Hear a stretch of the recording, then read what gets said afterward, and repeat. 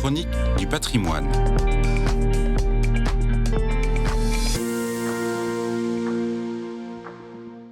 Bonjour.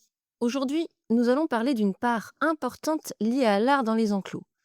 Il s'agit des ateliers d'artistes. Les villes portuaires du Nord Finistère, comme Landerneau et Morlaix, d'où étaient exportées les toiles de lin notamment, sont situées au cœur d'un système économique dynamique.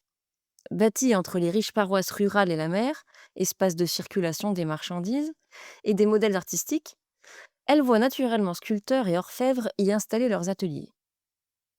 L'abondance de personnages et de décors dans les enclos multiplie les supports d'expression du savoir-faire des artistes.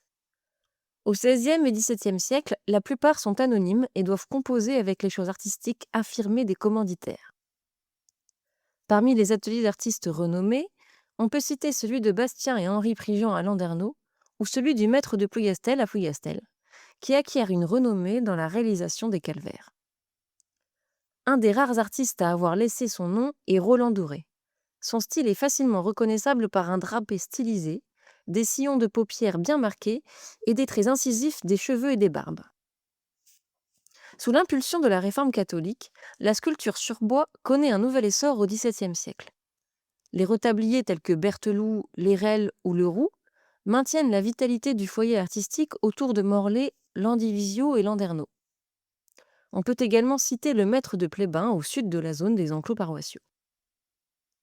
À partir des années 1670, le château de Versailles est à la mode et les ateliers locaux sont peu à peu doublés par les sculpteurs des ateliers de la marine de Brest, formés à l'art versaillais.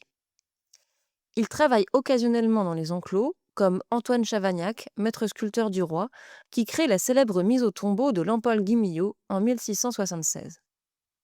Tout en apportant une nouvelle vitalité, les ateliers de la marine du roi diffusent un style académique au détriment de la spontanéité qui faisait jusque-là la saveur artistique des enclos.